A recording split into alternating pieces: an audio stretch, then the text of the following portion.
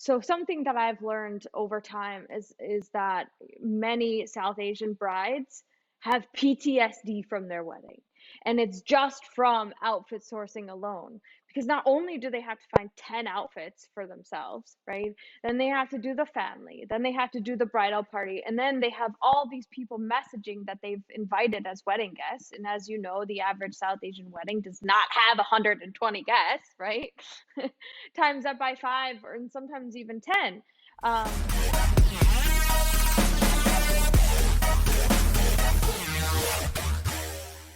Lindsay, welcome to the BlueMex podcast. How you doing?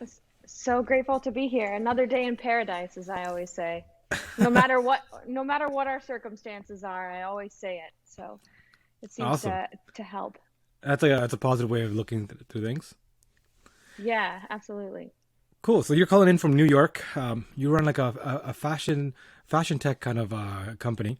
Want to hear more about it and jump right into that. So, Lindsay, can you give us a quick preview of your what you're doing?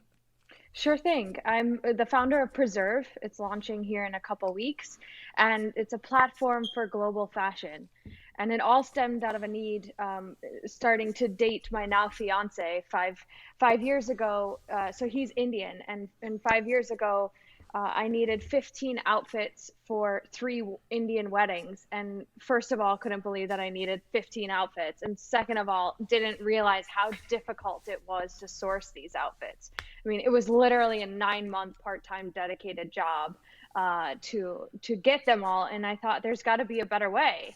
And equally on this journey, I fell in love with all the hand embroidery and the beading work that these Indian designers offered, and couldn't believe that, America didn't know about these designers and wear them. So I'm creating a platform for Indian, Pakistani, and eventually designers all over the world to really just honor their cultures and advocate artisanship.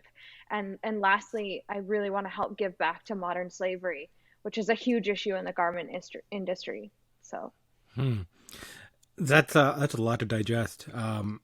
Especially the last part you want to do it. Let's break that into parts because that's super fascinating. So, especially the textile industry and Indian fashion, it's a huge, long-standing tradition behind that. One of literally one of the first automations to ever be made, like the first machine, was the hand loom that the Europeans made to compete with Indian textile manufacturing, because the quality of manufacturing from South Asia was so good and immense, and there was such a huge labor force for that. The European kind of response to that, to be able to compete in a global market space, was to lower the cost through automation, and it literally became the first machine, and sparked like the innovation revolution, right? The first industrial revolution. Sorry. So this industry you're in is like a huge landstand, huge impact when it comes to innovation and global marketplaces. And I love that idea that you kind of experience this, jumping in through your husband and seeing how this whole culture and experience is. Being South Asian, we experience this a lot as well. I'm in Toronto, where there's a huge South Asian population, much like New York. But unlike American culture, in Canada, there's much more of a multiculturalism, right? Where friends love having going to the multicultural friends weddings and parties and events, because you get to dress up in different cultures and try different foods and experience that. You know, some of my favorite weddings are going to some of my Muslim friends' weddings, or Sikh friends, because it's just a different variety from what you're used to. And in South Asia especially, there's a huge variety of different cultures and different ethnicities and different things coming up. So I'd love to know more about your experience diving into this, right? How did it feel like to get immersed into that through your partner and experience those cultures? well, learning about the Indian culture was definitely a culture shock, if you will. I went in very naive and didn't know much about it, and was super excited to learn. One thing that I found shocking was the gender disparity. And, we can complain as women all we want here, but in other countries, it's a lot worse. But when it comes to the culture itself, I found myself just going down rabbit holes on Instagram, like looking at these videos of carigers, right? And realizing that some of the weaving patterns or the prints, they have been passed down from generation to generation. And why not preserve that, right? And why not showcase that and show that artisanship instead of 20 different seasons that Zara publishes every year. And there's a huge sustainability aspect with this, right? So we're allowing the ability to rent these outfits, and we're going from what has been considered, excessive consumerism, right? And that was all spun off by the Industrial Revolution. So we were just like in this, like way too much consumerism. And now, thanks to millennials and Gen Zers who are very much more consciously aware of their thoughts, words, and behaviors, we're moving into a sharing economy. And I joke, but this is serious. So Gen Zers are, renting everything from their cars to their homes, art, and even family. You can rent a grandma in Japan. You can rent a grandma. So that's interesting. Mm-hmm. Yeah, the idea of the sharing economy is really interesting because, on one hand, we have people who understand that owning a car is super expensive, right? Having to deal with ownership, maintaining it, housing it, keeping it somewhere in a space, especially in a city environment, it's there. And like Uber comes along, and now in metropolitan areas, people are like, I just Uber if I need a car, or like rent a car if I need a car. Why own this, right?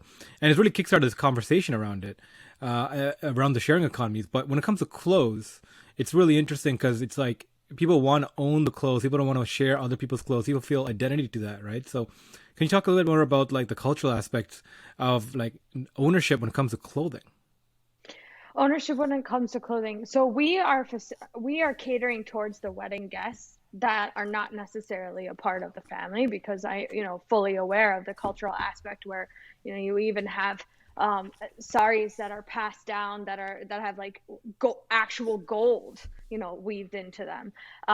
We are not touching that sort of tradition, but many of the wedding guests are just they're desperate at this point of trying to find outfits that are financially feasible, because you only wear them once, because everybody's invited to every wedding, it seems, which is why I needed 15 outfits that first year, right? Like everybody was invited to every wedding. I couldn't repurpose anything. So we're helping out with those times where women aren't wearing family heirlooms, which is a much greater need than people realize, that even the South Asian community in the United States realizes. So because of interracial marriages, which is it depends on who you talk to, right? Like some say it's 80% of South Asian marriages are interracial. I think that's very high. So we're being conservative and saying that 50% of South Asian marriages in the US are interracial. So because of that, the demand for outfits is skyrocketing. So not only do you need outfits for the South Asian population, which is the fastest growing in the US as well, you need people that look like me, who are required to wear just as many outfits as an Indian wife. So I'm not sure how the experience is in New York, but for shopping for like cultural wear in Toronto is horrendous customer service. It's like, yeah. Oh my gosh. I gotta tell you a story. yeah. So that is, Robbie, like one of my horror stories of sourcing outfits. I equate it to Julia Roberts in Pretty Woman when she goes to Rodeo Drive. I was gonna mention that exact scene. Money. Yeah. Big mistake. Big mistake. That's to sum it up, that's exactly what I experienced when I went to Jackson Heights in New York. When I went to Edison, I was basically shooed out of stores, and I had to stop going by myself. And not only that, I mean, I talk about overinflation, right? Like, some people call it the white people tax, and I'm pretty sure that that's what I paid. Oh, yeah.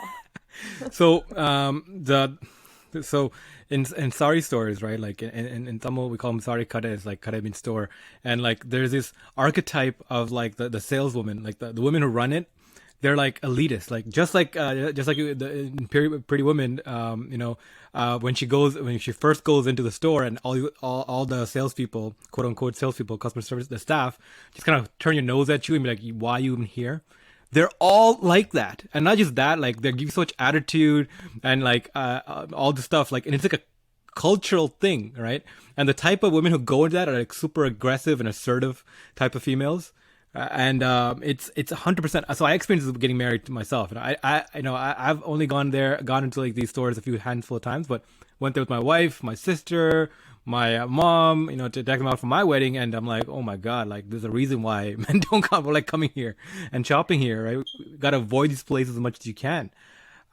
So let's move on from this experience, right? You experienced this personally. You saw some holes and gaps. One, that you see the need and the growing need in marketplace. Two, the customer service and the problems there. And three, like the knowledge gap there that needs to be transferred between people who want to participate in this retail industry. So how did that equate to you launching a business around this? Oh gosh, it was the hardest thing.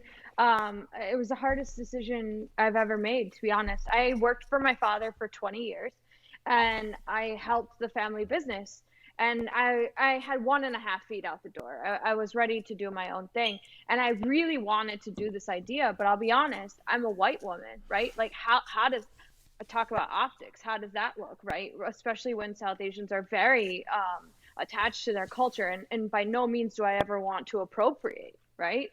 And it took 2 years for Shiv's family and all of his friends to really just push me and be like, Lindsey, you are the most qualified for this. Like, screw what other people say. Like, you're not appropriating, you're helping the community, because that's really what I'm doing. I want to create a platform to help South Asian creative shine, right? And eventually global designers from other countries. And the other thing is there's a competitive company here in the US. It's valued at $1 billion, and they pride themselves on being a technology and logistics company. But the issue with that is that their technology is self-didacting, meaning they're gathering data on their customers, which is great, right? But their main customer are white women in the metropolitan area. So what do? They make more outfits to please those white women, leaving out and causing a mound full of underrepresentation to happen.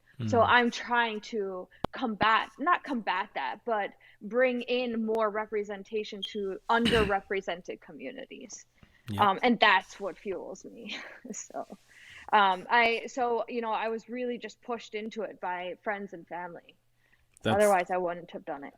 Yeah, I mean, it's great to have that kind of support. Absolutely. All right, more moving into that. But again, I mean, one thing you also outlined is that there's a lot of Caucasian and other cultural folks who are needing to access this market. With interracial marriages becoming more available, right? Who else than someone who's experienced this? On the other hand, having to cross over the boundary of cultural norms and to experience from like the primary perspective, you can appreciate this from that point of view as well, right? So that allows you to address that market.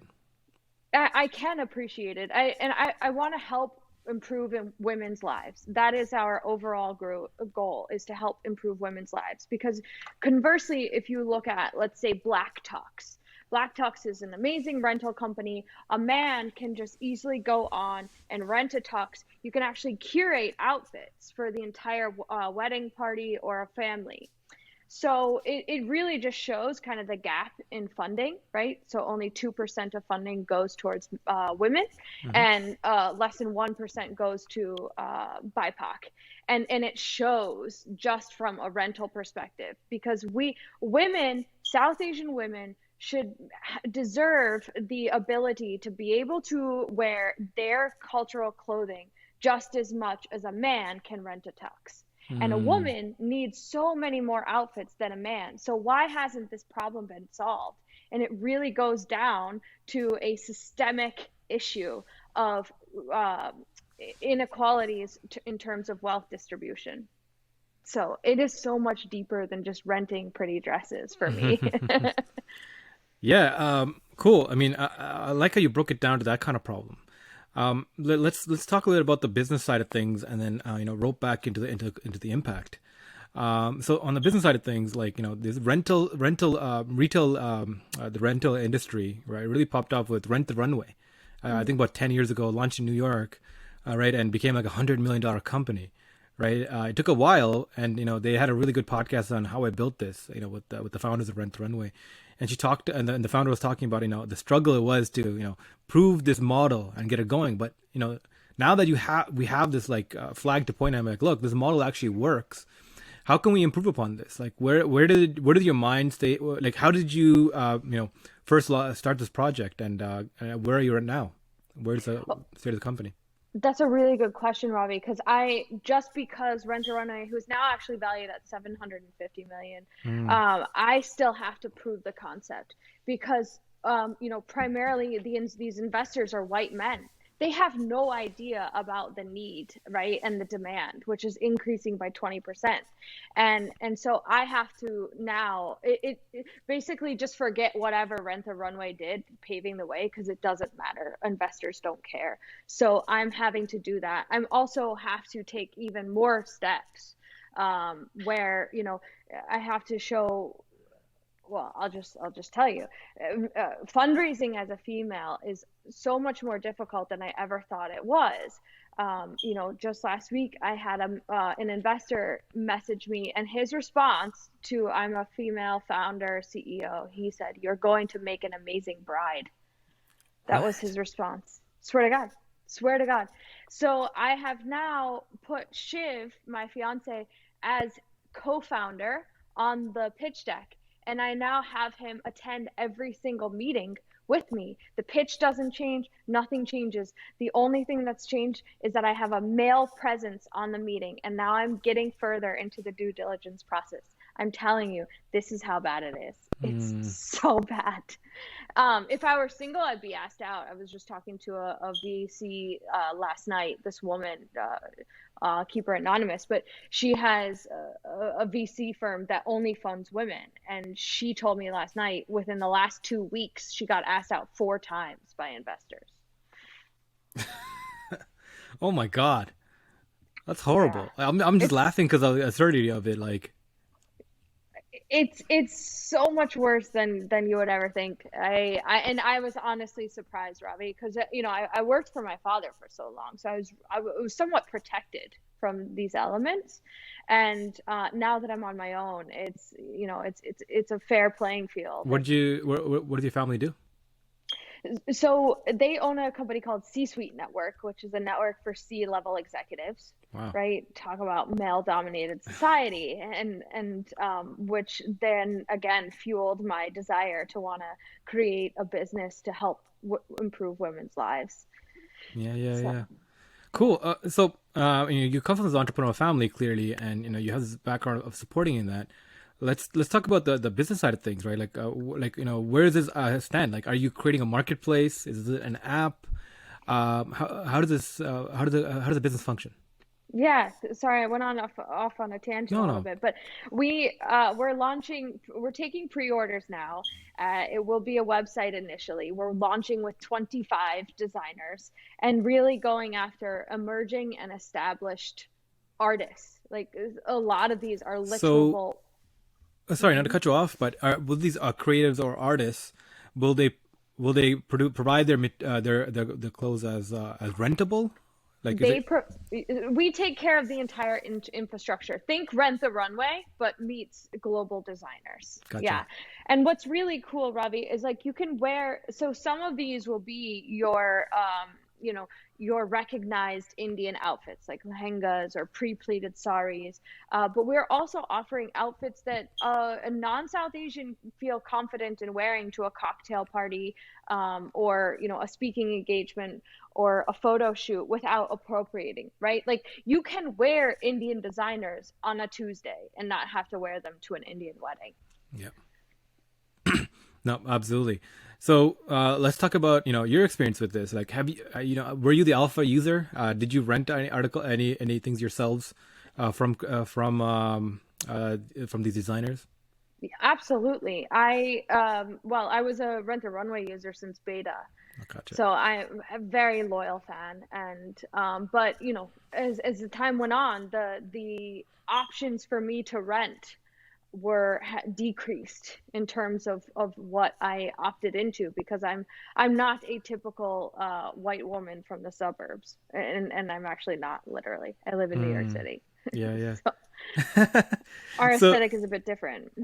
yeah, so I mean, going to that, right? Like, so our market is a little different. So I'm sure I'm from Sri Lanka, and like there's a Sri Lankan community that's really big in North America. It's about 400,000, which is separate from the kind of culturally from India, but also South Asia itself with a whole mix of cultures, right? You know, there's multi-cultural impacts. Can you talk about, like, how do you choose your creators or designers? How do you find them? Since they're splattered around so many different cultures and different, ethnic lines. Is it because it's New York? That there are just creatives everywhere. Uh, Yeah. Well, there's only 5 designers based in the US. All the okay, rest of them are based in Pakistan and India. And it's just been my years of researching and just falling in love trying to find amazing designers. There's a couple websites that I have in my arsenal that I will keep close to my heart, that I discover designers. But again, some of them will be recognizable, very high end, well known designers, but some of them are, you won't recognize their name, but you will freak out once you see the stuff that they create. I mean, we're talking like crystals that you wear, like an actual crystals that sit around your house, that they make into necklaces and belts. Like, I just can't wait to launch. It's so exciting. cool. So, I'm not sure if you mentioned. Do you have a launch date? When's that coming out? It's coming up. Well, next week we're gonna have our website. So next week will be April 20th, and then Really cool. yeah. So taking pre-orders for any event July 15th and beyond. Cool. So how does it work? Is it it's only New York citizens, New York area people? Is it locked? USA, USA. USA. Okay, Yeah. locked to USA. Okay. So anyone from across the US can do this? Like, how does it work?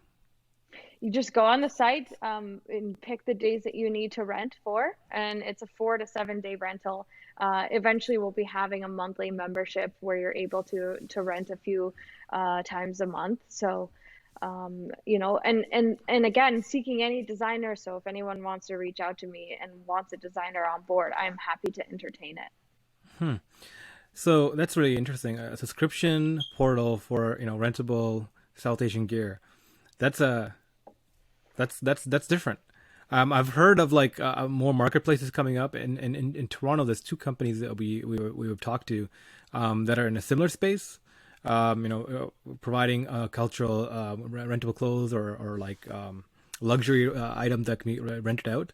But I think your model is really interesting. One, subscription based. Two, it's working directly with artists and like people who are making these custom nice like the high end stuff. Can you talk a little about the target audience? Like, who do you expect to be your users, and how are you trying to find them? Well, it's mostly word of mouth to begin with, which is always the best way, right? And we're targeting women ages 25 to 45, because beyond that, women normally wear outfits that they already have in their closet, and primarily South Asian women within the US, but that will always be ever expanding.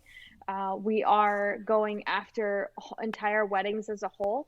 So something that I've learned over time is that many South Asian brides have PTSD from their wedding.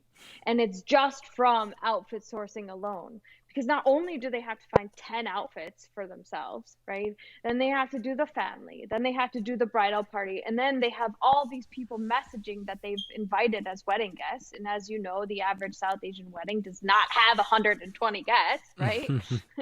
Times that by 5, or sometimes even 10. And so it's a lot of fielding of questions, and so we want to take that burden off of a bride's plate. It should be an enjoyable time, and they shouldn't be stressing out over what their friend from college from 15 years ago is going to wear. So No, that's interesting. So going back to this data, have you done like a alpha or beta test or anything like this, like running this super manually? Got any feedback? Had any friends you ran this with? We're currently in beta right now, so we're Gotcha. sourcing outfits and we're doing it total manual. And it's not been easy because it's not, trying to get these outfits from the designers who are, notoriously unreliable. Again, that's something that we're trying to solve, right? Is not having, not, so customers don't have to work with the designers one on one. It's, or for those that don't know about South Asian designers that are tuning in, you can't just go to a website, order a size 4, and get it shipped in a week or even 3 weeks, right? Hmm. It's a long, daunting process. So we are doing that manually times 100, right? So I've, I haven't learned too much. Everybody's just super excited. There's not a day that goes by that I don't get a message now of women begging for clothing because they need it so badly, and they're tired of spending, dropping 3 grand on a wedding with outfits they're never gonna wear. It's just taking up space in their guest bedroom closet. Hmm. So let's touching base on that. Like, you talked a little bit about the business side, especially crossing the ethnic boundaries of sourcing things, the artist collectives that you're trying to broach into. But what about the technical side? Was there any struggle there technically? Did you have to? Are you building your own like web app system? Are you using some other existing platform? Like, how are you navigating the technology side?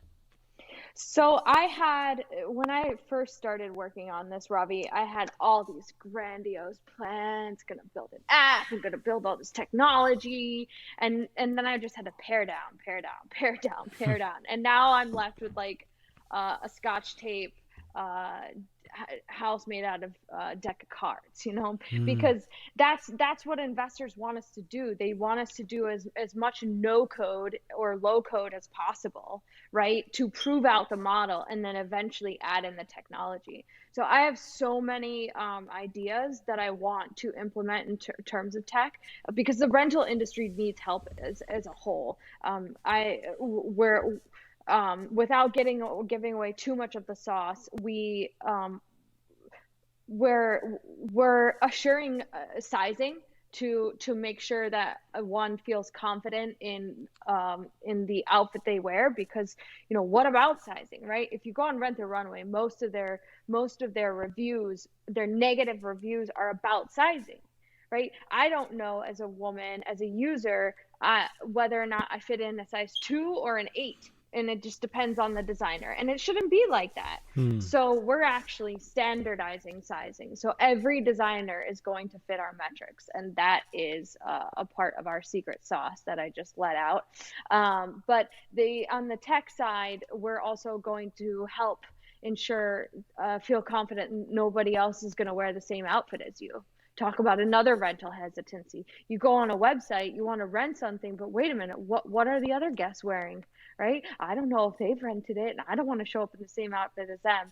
So eventually, once we prove our model, we're going to build tech components like that, get off somebody else's server and have our own SaaS platform. So many, many things to come. And then lastly, we want this to feel fully immersive. This should be an enjoyable experience. So we're playing around with a lot of new technology where you can pick up your phone, and it's called 3D imaging, where you can like blast out an outfit in your living room, and you can almost like reach out and touch it. It's the coolest thing. There's companies doing it, like Wayfair, where you can show your couch in the living room, or Adidas, I believe, you can show tennis shoes and you can actually try the shoes on, which is Yeah. really cool. So we're implementing stuff like that. Yeah, augmented reality is phenomenal right now. A lot of brands, especially retail brands, are championing a lot of product on this. I've seen that what you're talking about with Adidas and now Nike. They have these augmented reality apps. You can you stick your foot out, and the shoe kind of fits around it. You can see it, how it feels around you, which is really really cool, right? With clothing, it's more interesting. I think it's more interesting because people are trying to make like 3D virtual models of themselves or consumers, so they can apply like things on top of these models, so you can see how it looks like on you. But the challenge with that is you need somehow a 360 kind of model of yourself, so you can the system can do that. But you already working with this is really great. So let's talk a little about that. You're launching the website. I think you said next week, right? And then you're scaling that with the word of mouth. You already have a core group of users you've been already working with in this beta, right? Seems to be like, you're kind of like, on the move. You figured this out. How long has this trajectory been, like since idea to this point? How long did it take you? Well, we had COVID in the mix, right? Yeah. So our trajectory was much longer. It's been about a year and a half, and we obviously couldn't launch mid COVID. But it's honestly been a blessing because as you hear advice given to entrepreneurs all the time, go to market as quick as you can, right? And so we actually had the blessing of having some time to sort of hash things out and learn from prior companies as well. We're definitely not the first rental South Asian rental company that started this. We're just doing it a little differently. So Yeah. Okay. So now you established the technology, you kind of understand you understand the business, you have the market, you got all these check pieces, right? Let's talk about like, the future. What does this look like to you? Like, mapped out 5, 10 years ago in the future, like, is this meant to be like a run from anywhere, or is it meant to be a highly localized? Like, how do you see this thing growing? well, 10 years from now, I hope to be having my own fund where I'm funding other women or BIPOC founders.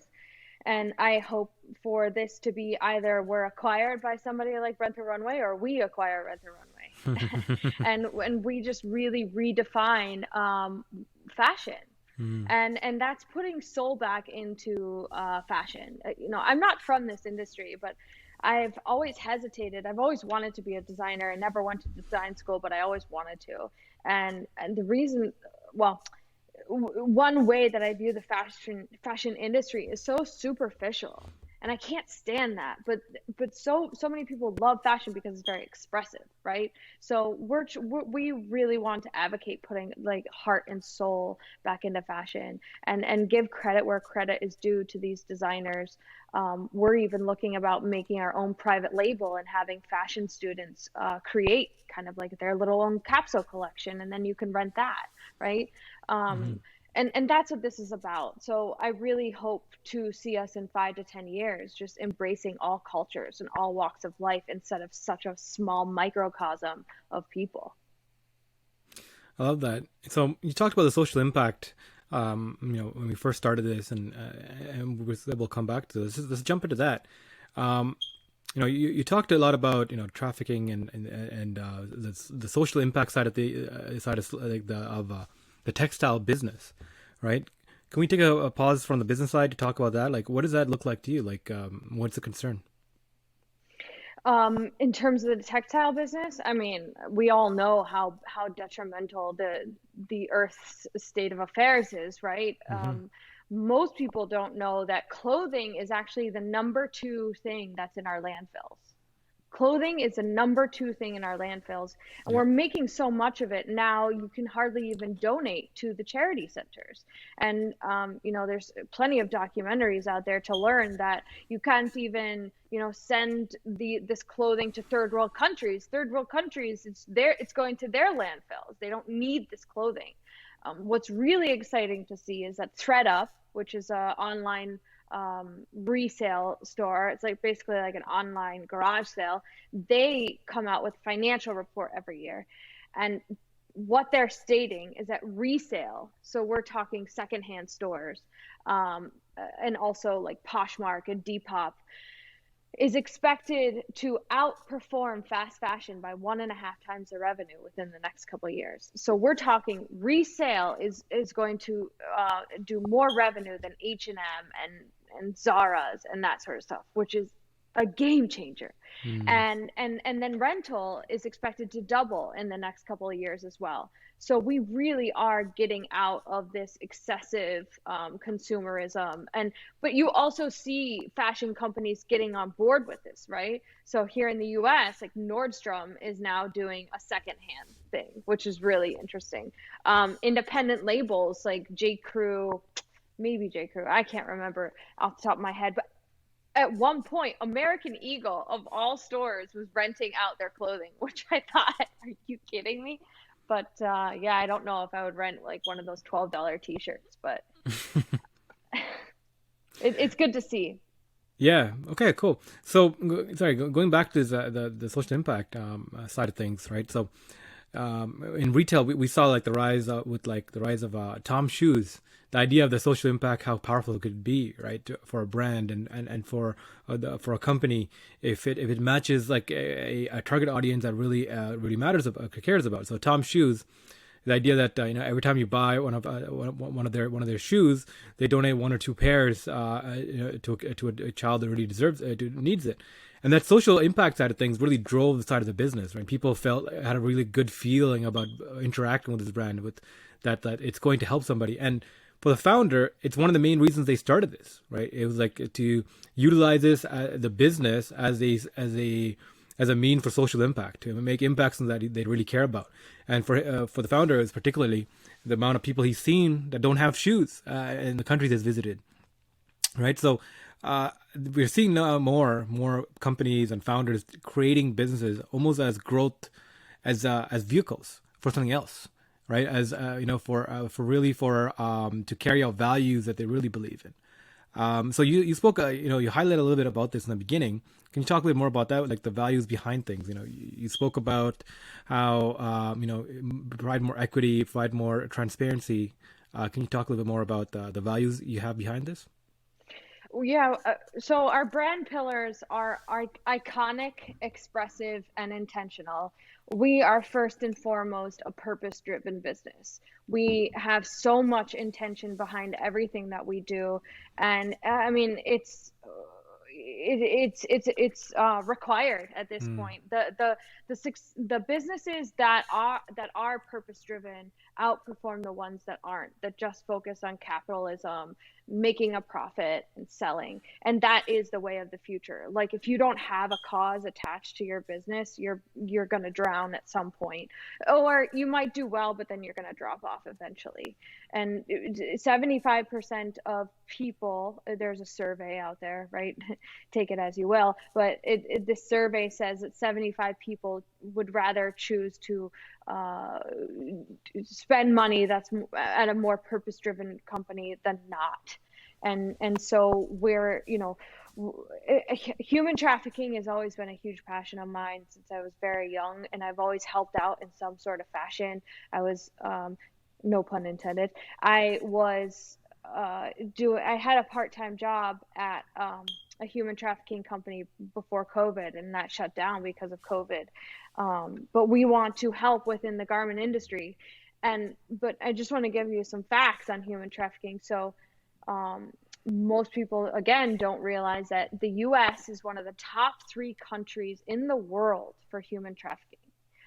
First world country is one of the top three in the entire world. So it's the US, the Philippines, and Mexico. And so many people don't realize, like here in the US, how bad it is.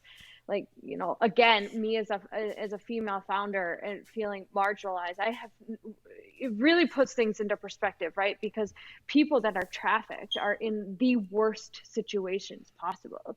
I met this woman, her name's Nasreen, and she's from Kathmandu, and she was trafficked as a child. And she worked in a sweatshop. She does not know her age. She thinks she's around age 25, 26. And she, was able to escape. But we want to help children like her that, their voices are muted. Like we can shout and protest all we want, but these children, their voices are muted, and it's just, it's so disheartening to think about, and to think that they probably made t-shirts that we wore, mm, right? So we want to help. There's also an organization in Calcutta in India called New Light, and Urmi Basu is this amazing woman. She actually divorced her husband because he didn't want her to work. She's like, no, I'm going to tell you. So she started an organization for all the women that are prostitutes in the red light district, which is legal. Prostitution is legal there. But what she wanted to do was prevent their children from then going into prostitution, because that is a very natural thing for them to do, because it's a money making thing.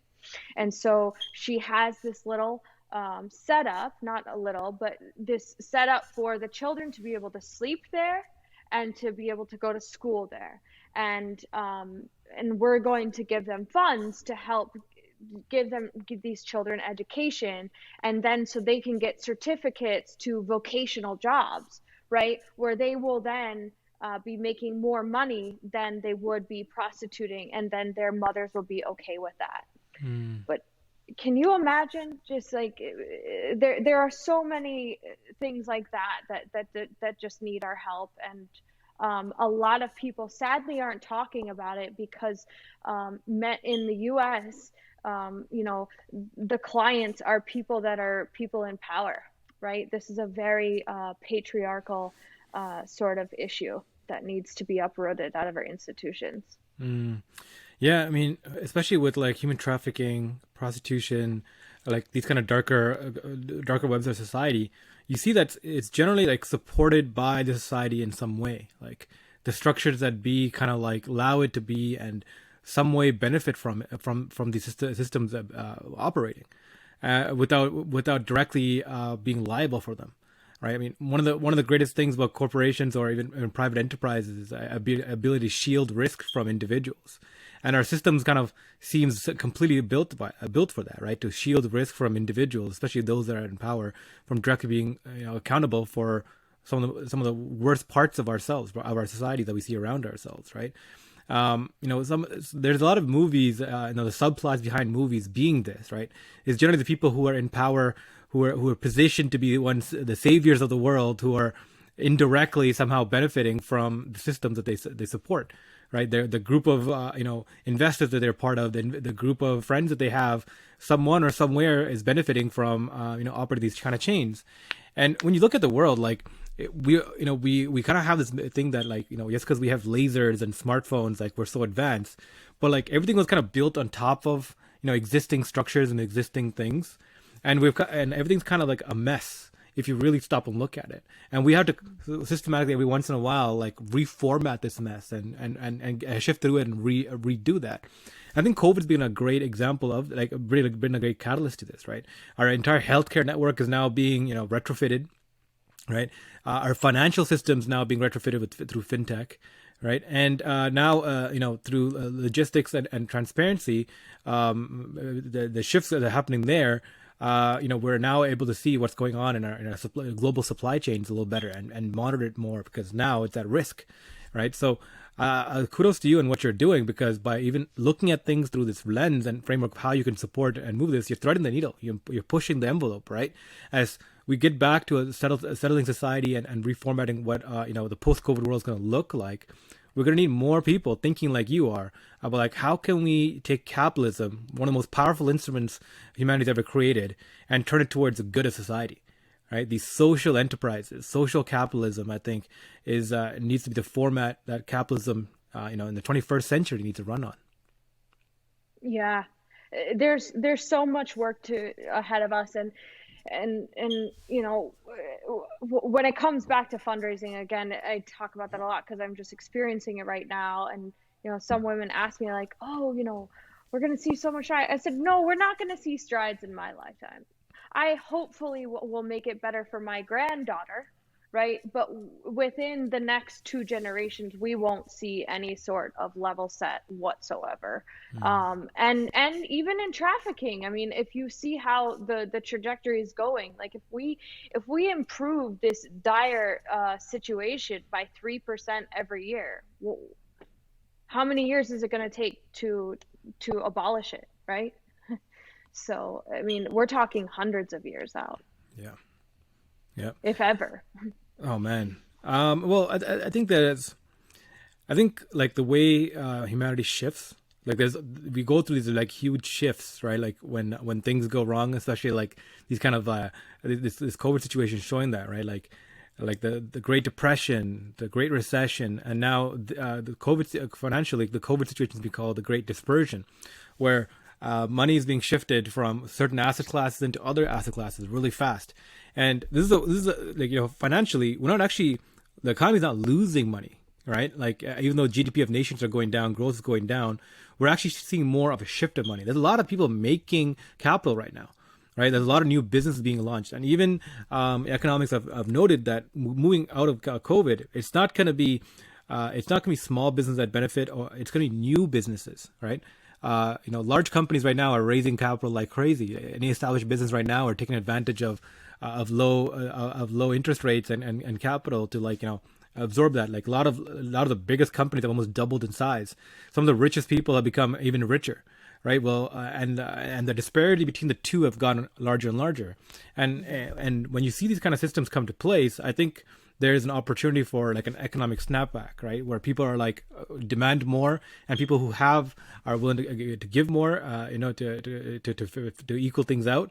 There's an opportunity for like a snapback. And social capitalism, I think, is the best thing. Like, how do we use the power of capitalism, but use it as like a scalpel, a tool to reshape society, right? And the lens you're looking at, I think, is super important. So if we can get like a core group of people who actually care about that issue while experiencing the pain points you are, and whether by I care about what Lindsey and her company is doing. I'm gonna keep renting from her. I'm gonna keep subscribing to her. I'm gonna keep supporting this. I think that's the kind of economy that we're moving towards, right? Where people are becoming more social now than ever through the internet, right? Mm-hmm. And companies need to create like almost like a micro communities around themselves. People who really believe what they believe, right? Who participate and buy from them and support them, not just because they're a great company on the optics wise, but they carry the values that they of the community they belong to. And I think that's what we need to get, is become more tribal as business, launching new companies and businesses, is figure out who's our tribe and who really believes what we believe and can support us in this venture.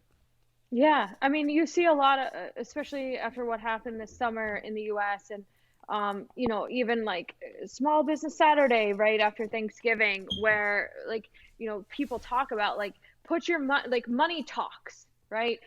Support BIPOC founders, support small businesses, because we need to give that wealth back to these people. Again, only 2% of funding goes towards women and BIPOC.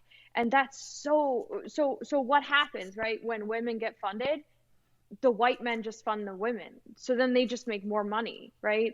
So some black VCs, and you can learn about this on Black Twitter, which is a thing, if people don't know about it, and I highly recommend going in there. And there's tons of clubhouse rooms talking about this, called Black VCs. Like, don't even get like a white male founder to fund you, which is also even more difficult, right? But then that's where we see like crowdfunding coming into play, where when you talk about the wealth disparity, right, increasing, well, this is one way to redistribute the wealth, where people will be able to invest in a company at a much more financially feasible modality of like $1,000 or $100 or even $25.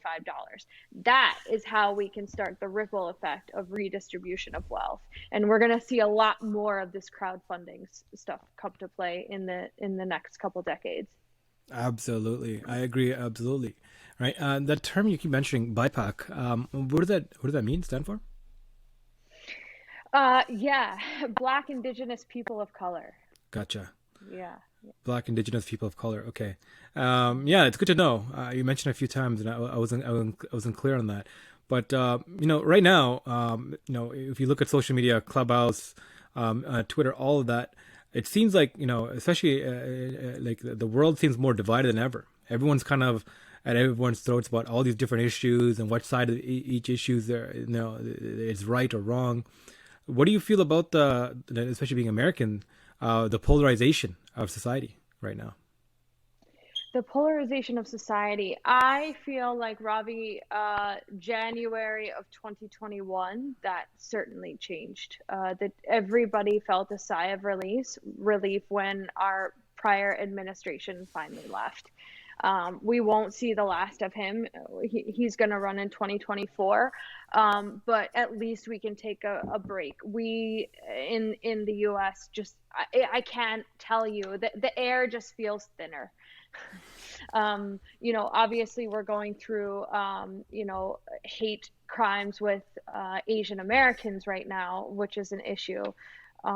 It sucks. It's really hard to say all this because, just this week we had another murder by cop, and um, you know, but there are strides being made, right? That's such a tough answer. It's such a tough question to answer. Yeah. Yeah. I mean, I like that answer though about the collective sigh, especially for being from New York. I know New York, especially, had a collective sigh when the administration changes. You know, so speaking of this, like moving forward, vaccinations are rolling out, and hopefully lockdowns are lifting. Like we in Toronto right now, our entire province is under lockdown. Like this is our third Hmm. one. Canada, I think right now is the highest country in the world to be infection rates wise. It's crazy, right? It just happened out of nowhere. Hmm. And the United States, is now fully locked in and going hard into fighting COVID and getting back to recovery. Um, what do you see for yourself? Like, are you working remotely on the company? Do you imagine this company being a remote only organization as we go back to a more vaccinated world and things opening up back up again? How do you plan to operate as an organization? Yeah, well, funny enough, our business model entirely relies on events and in-person gatherings, Yeah, right? And 80% of them went away this last year. But New York Times just came out with two articles that says, quote, "The wedding boom is coming," and we're nice. starting to see that now, which is amazing. Because of COVID, the entire city left. Like I'm talking, it was apocalyptic in New York.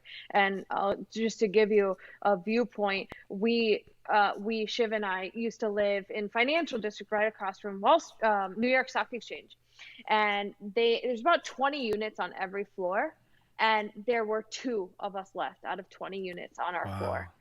That's how dead it is. And the so we just scored, a really good deal on an apartment where we now run our operations on the first floor in this apartment. And we're meeting in person. The employees that I have, one, she just graduated college and moved to New York City, um, to take up the opportunity of working with me on Preserve, which is amazing. And we do have a couple remote. We plan on going back into the world, but it's going to take a long time. Some people say that it's going to take 5 years for the city to get the tourism back, which I believe. I mean, everybody's gone. Some of the buildings here are offering 5 months free. Five Wow. months free rent in New York City. So Wow. now's the time, y'all. If you want to move to New York, now's the time. Yeah, me and my wife were talking about this. It's like if we were at the beginning of our marriage, we're like, this would be an amazing time to like live downtown anywhere, right? Like, you Yeah. can get amazing rent, but like, as long as you get vaccinated and like as things open back up, you could lock down some great values there, right? Especially if you time the economy really well. But really interesting about New York, like being from Canada, we hear a lot of stuff about like New York being dead. New York is dead, right? So I think you just put that into context a lot more, especially with the city emptying out like that. What does it look like for the surrounding economy? Like, the idea of being New York is like economically dead. Do you feel like some of those neighbors who left might not come back? Like they might just move to a suburb and experience that?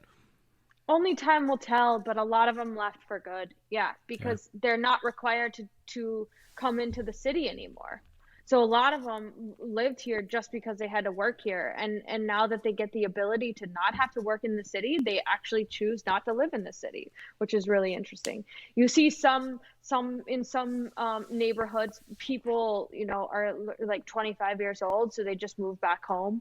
And then you're going to see the people that you do see in the city are very young. Like I'm talking like maybe 2 days older than 18. I swear to God. Like where did y'all come from? Like I think you just graduated from high school. Um, but those are the only people left.